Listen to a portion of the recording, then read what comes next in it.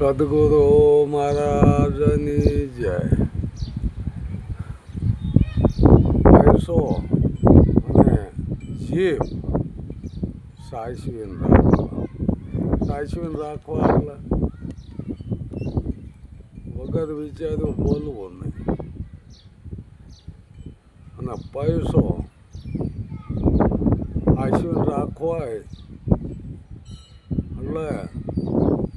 5 રૂપિયા પતી જાય તો 10નો વપરાય. એમ સાચવીને એમ કરકસર કોઈ લોભ નથી. કરકસર કરી છે તો કાંઈ લાગશે. તો કાંઈ નહીં બસાયું હોય તો શું કરવાનું? આપણે મહેનત થાય છે, હાથ પગ હાલશે તો બરાબર છે. પછી તો ભાઈ કંઈક આપણે ભાઈ ખર્ચીએ છીએ, શેના કહીએ તો છોકરાઓને પાલવશે. છોકરાએ નથી પાલવતા. અત્યારના સમય પ્રમાણે એવું બને છે. બધે નથી બનતું. કાંઈક જગ્યાએ બની જાય છે એવું.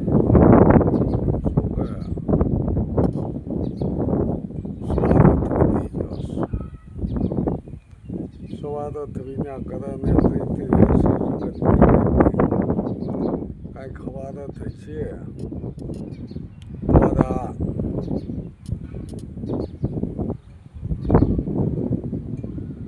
આપણને સ્વાર્થ હોય છે તો જ પાલવ છે.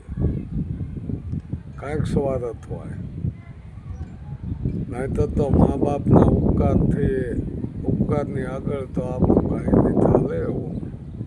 એટલો મા બાપના ઉપકાર હોય છે, પણ છતાંય આ માયાના ખેલ એવા છે ને વચન ગમે ખાતરે આપણે બને છે.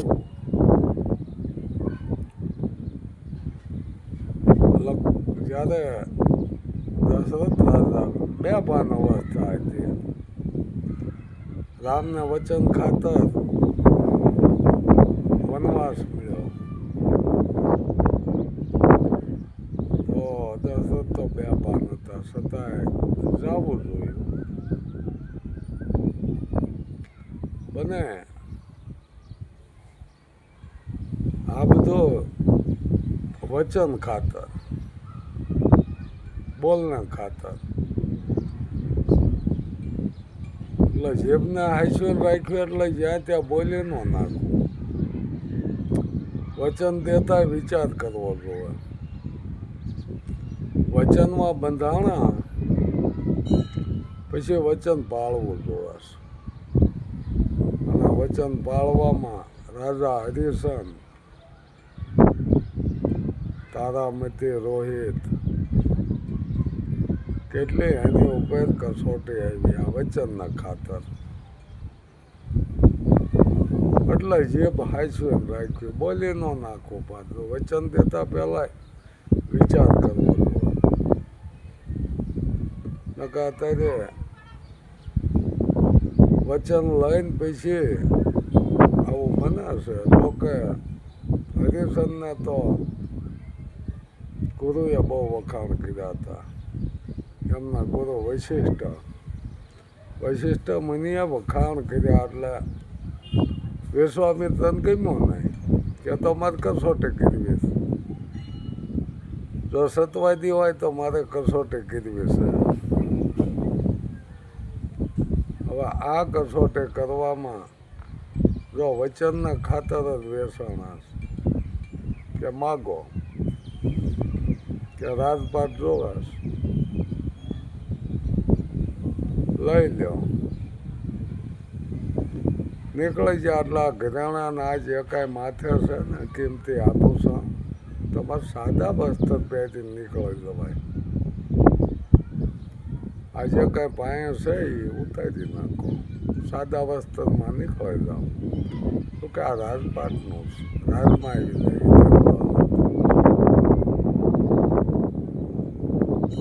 નીકળી ગયા. ધંધો તો કંઈક કરવો જોઈએ. ખેતીનો ધંધો આપી દો, બીજો શું ખેતી મીંડા કરવા. અને એમનું ગુજરાન હાલતું જ તે છતાંય રાત લેતાય સંતોષ ન થયો. ત્યારે શું બન્યું કે અમારે અમે આવી છીએ તીરથ ધામમાં અને આ થોડુંક અમારી સંપત્તિ છે, તમારી આ મૂકવી હાસવજો, વળતા દેતા જઈશું. હવે એ મૂકેલી સંપત્તિ પાછી ઉપાડી લીધી, સાની માની લઈ લીધી. પણ પાછા ભર્યા લાવો અમારો ધન તો લઈ ગયા પાછું. હવે ગમે એ મુક્તિ મુક્તિ કરી હોય, ચમત્કાર કર્યો કે એવું બતાવે કે ચમત્કાર કરીને ધન હરી લીધું. ધન તો કાંઈ હતું નહીં. તો મેં તમને થાપણ મૂકી હતી, મારું ધન તો મને આપવું જોઈશે ને. તું તો હરિશન છો, સતવાદી કહેવા. તેથી કહેશે કે કાશીના ઘાટે વેસાણ. હવે એ હરિશન વાલ્મીકના ઘીરે વેસાણા. એ રોહિત માળીને અહીંયા વેસાણા અને એ તારા દે કુણકાને અહીંયા વેસાણા. કેવી કસોટી કે એ રોહિત ફૂલ વીણવા જાય છે, નાક ગવડે અવસાન પામે. એને બાળવા શમશાન લઈ જાય. તો હવાગર કાપડ ને ખીખડી માગે છે. કોઈ કે ટકો માગે છે. તઈ હરીશન અહીંયા પાડી ભરતા હોય છે કે હવાઈ શેર ખીખડી તારે ખાવાય નહીં, આ કાપડ આવે તારે ઓઢવાનું, આ ટકો મને આપવાનો શમશાને બાળવા આવે. તેથી બોલ્યા તારા તેને કીધું કે ખીખડી તો મારા માટેની નથી જોઈતી, કાપડે નહીં જોતું, પણ આ ટકો તો દેવો જોઈશે. તેથી ટકો ક્યાંથી લાવે? પાયે એક પૈસો નહીં અને ત્યાં સુધી કે હળગાવા ન દઉં. અને એ રોક્યો તો કહેશે કે મારું મંગળસૂત્ર હવે લઈ લો, બીજું શું કરું? બીજું તો કાંઈ છે નહીં. 100 ભાગ્યની નિશાની વધી હતી. અને એ જ્યારે દેવા જાય ત્યાં કે ભગવાન પ્રગટ થયા.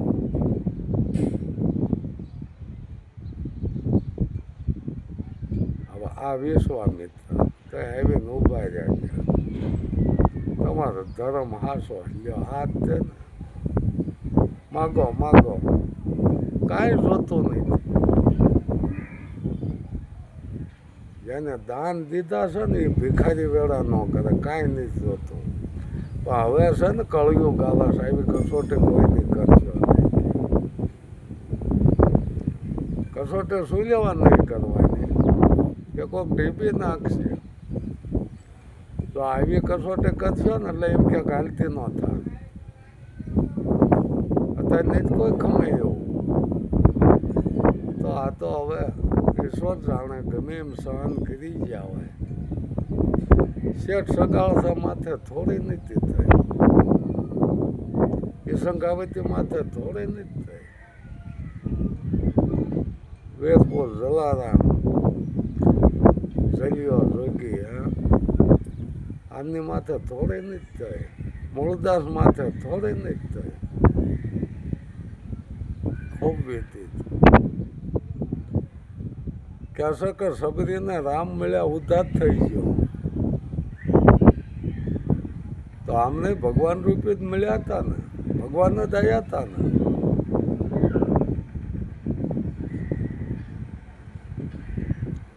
ઉદ્ધાર કર્યા કે હેરાન કર્યા? કેવી કસોટી કરી? સબરીને શું કસોટી કરી? કાંઈ નહીં, આયા પ્રેમથી બોર રમાડ્યા, મીઠા બોર. હવે આઠા ક્યાં છે પડે યાઠા નહીં મીઠા બોર જમાડ્યા હતા. બોરડીનું કદાચ એક બોર સાખી લે ને ખબર પડે કે આના આ બોરડીને બોર મીઠા છે, લઈ લીધા. એ બધા થોડા કઈ એક બોર યાઠા કરીને મૂક્યા હોય. મીઠા બોર જમાડ્યા, ભાવથી જમ્યા. કસોટી શું કરી? કાંઈ નથી કરી. અહિલ્યાને મળ્યા રથથી કે અહિલ્યા સિલાઈથી ને અહિલ્યા બની ગઈ. જેના પતિથી વિખૂટા પડે ને એ પથ્થર જેવું જ કહેવાય, સિલાઈ જેવું જ કહેવાય. મળ્યા ને ઉતાર કરી દીધો. ગૌતમની હાજરી નથી. વ્યારાન ક્યાં જઈએ પડ્યો તો આશ્રમ. આવું ઘણું ઘણું સંતોની માથે કઈ થોડે નથી થાય. અત્યારે સમય બહુ સારો સતયુગ છે. અત્યારે આ બધી કળયુગમાં કસોટી થયું. સતયુગમાં એવી કસોટી ન થાય.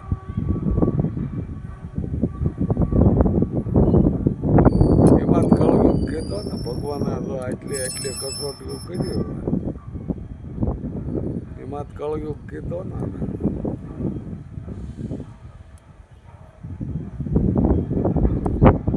સતયુગમાં પ્રહલાદના મળ્યા નરસિંહ અવતારે હરણાકશનો નાશ કરીને લઈ આવી ગયા. બીજું કોઈ કાર્ય ન કર્યું. એ આખા અવતારમાં એ હરણાકશને મારવા જ અવતાર લીધો. થમ ફાટ્યો, નરસિંહ અવતાર પ્રગટ થયો. લખવાવાળા શું લખે છે એનું કાંઈ ખબર નથી. હવે આ તો બધો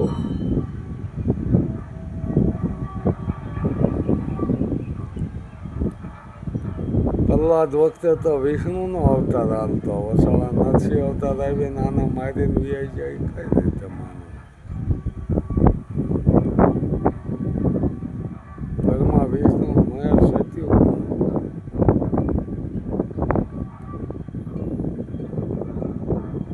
મારું એવું કહેવાનું છે કે આ 3 ગુણ પ્રગટ થયા. 3 પુરુષ 3 ગુણ પ્રગટ થયા. એ સતયુગ હતો. બાળપણ જે છે ને એ સતયુગ છે. શું કે 12 વર્ષ સુધી કોઈ કર્મ લાગતો નથી. 11 વર્ષ 52 દી સુધી કોઈ કર્મ લાગે નહીં. બાલ્ય અવસ્થા હોય એ સતયુગ છે. પછી આ ત્યાતા સુખ આવ્યો એટલે તો એમ માનો રામાયણ ચાલુ થાય ને ત્યાતા સુખમાં રામ અવતાર થયો. એ આખી રામાયણ ચાલુ થાય. જુવાન થાય એટલે રામાયણ ચાલુ થાય. માનવું એવું છે કે જેને જે સમજાય એ દ્વાપરમાં ગીતા ઉપદેશ આવ્યો એટલે કંઈક ભક્તિ બાજુ વળ્યો. સુખ આધેડ થઈ ગયો. જુવાની વય લે આધેડમાં તો પછી હરી ભજવાનું જ આવે ને. અને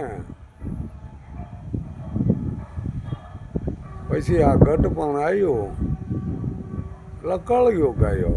ટૂંકમાં કાળ આવ્યો. કળયુગ આવું કંઈક સમજાય છે.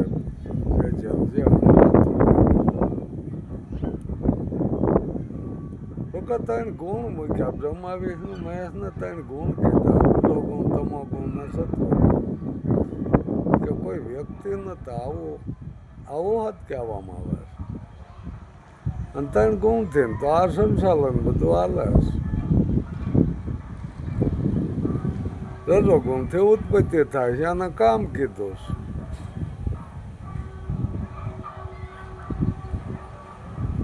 સત્વગુણથી લાલન પાલન થાય એને લોભ કીધો. તમો ગુણથી સાથ થાય છે એને ક્રોધ કીધો. સમજણમાં તો આ રીતનું છે. પછી જેને જે સમજાય સમજણમાં તો આ રીત બતાવી છે. જેના ખુલાસા આ રીતના કર્યા છે સંતો ભક્તોએ.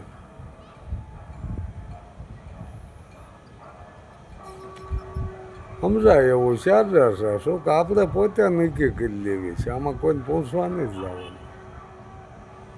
પોતાથી જ નક્કી થઈ જાય છે કે બરાબર છે. પછી મળે ને કર્યો આધાર 5 એટલે આ 5 તત્વ છે.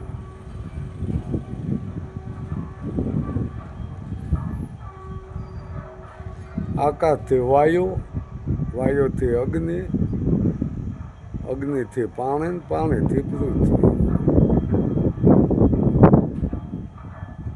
આ રીતના આ 5 જેને 5 કીધા. અત્યારે આપણે ગમે હોય 5 મળે ને ગમે નક્કી કરે એટલે માન્ય રાખે છે ને કે ભાઈ આ 5 કે નક્કી કરેલું છે.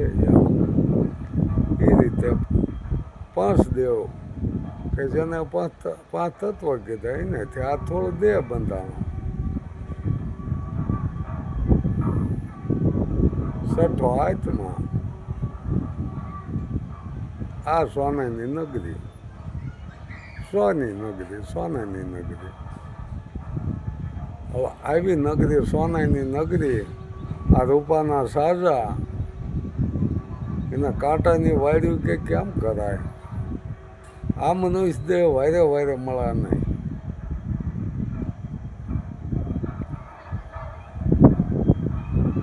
એટલે આવેલો અવસરને વધાવી લેવાનું છે. એટલે કીધું છે કે પૈસો અને જેબ હાંસવીને રાખો.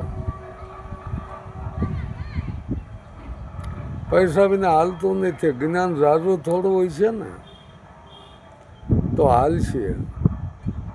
આ હરિસનને પૈસા હાટું જ વેસાવવું જોયું કે જે ધન મૂકેલું હતું અને એ પાછું દેવાનું થયું એમાં જ વેસાવવું જોઈએ.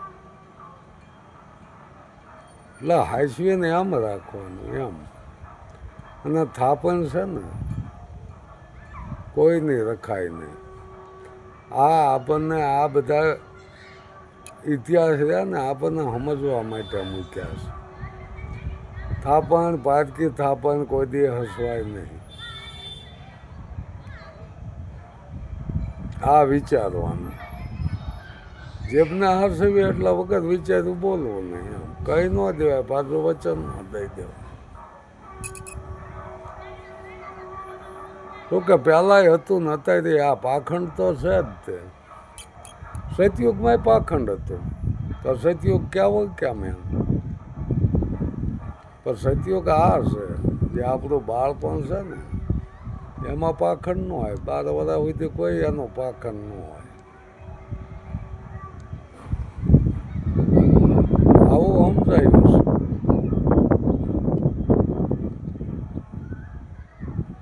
ત્યાં સુધી કે આના આમ એક વાત એવી મૂકે છે કે કોઈ બાલ્ય અવસ્થામાં કંઈક રોઈશે, કંઈક ટીલડાને ફૂલથી વીંટી નાખેલો. પછી કહેવાય છે કે ચોરી કરવા આવ્યા એટલે સોરેલું રાજમાંથી ને મૂક્યો ઋષિના આશ્રમે.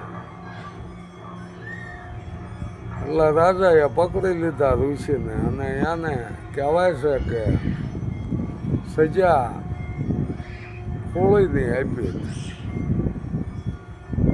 ઋષિ મહારાજ અંતર ધ્યાન થઈને પૂછે છે કે ભાઈ મને કેમ આ હોળીની સજા આપી? તો કે આગલા અવતારમાં ત્યાં બાળપણમાં હશે ને કાંઈક ટેરડાને હોળ ભરાઈ દીધી. કે કહેવાય છે ને કે 12 વર્ષ સુધી કોઈ દોષ લાગતા નથી. તેથી કે હરાપ આપેલો યમદેવને કે જા તું ત્યાતા યુગમાં તારું અવતરણ થાય. તું કઈશ ન્યાયની વાત કરી પણ કોઈ તારું માનશે નહીં. અને વિદ્યુતજીનો અવતાર થયો હતો. આવી વાતો શાસ્ત્રોમાં પડી છે.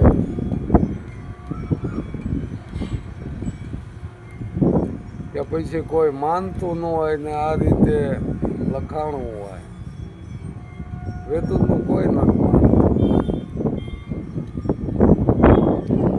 હતા બધા વાત હાઈસી કરતા છતાંય કોઈ માનતું નહીં. એ રીતે પૈસો અને જે સાચવીને રાખો તો વગર વિચાર્યું વચન નહીં દેવાતું અને વગર વિચાર્યું પૈસો નથી વપરાય પૈસો માથે આપણે પૈસાની જરૂર તો ડગલા પગલા પડે છે જ્ઞાન જાજુ થોડું હોય તો હાલે પણ પૈસા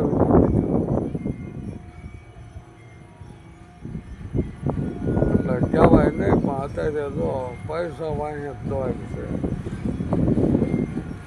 ભક્તિ કરતા હોય તો પૈસો મેળવવાનો રાજકારણમાં પૈસો મેળવવાનો પૈસા હાજર અત્યારે વહીવટ થઈ ગયો પૈસો જ જોવે ભક્તિ નથી કરવી ભેગું કરવાનું આવે આજે ગુરુ મહારાજ જ્યારે સાદર સાવી આપે છે તેથી ચોખ્ખું કહેશે કે ભાઈ આ તારે પરમારથનું કાર્ય કરવાનું આમાં કોઈ ભેગું કરવાનું કે રૂપિયા હાટું થઈને કોઈ સાધન નથી હતી પણ છતાં એની માથે કોઈ ધ્યાન દેવાવાળા ઓછા છે હવે તો શિષ્ય જાગૃત થાય એવું છે બાકી હવે નથી પાછું વળે તો આગ બધે લાગી જઈશ જાજુ બળી ગયો થોડું બચ્યું છે જો કોઈ એમાંથી જાગી જાય તો આનો નિવેડો આવે સદગુરુ મહારાજની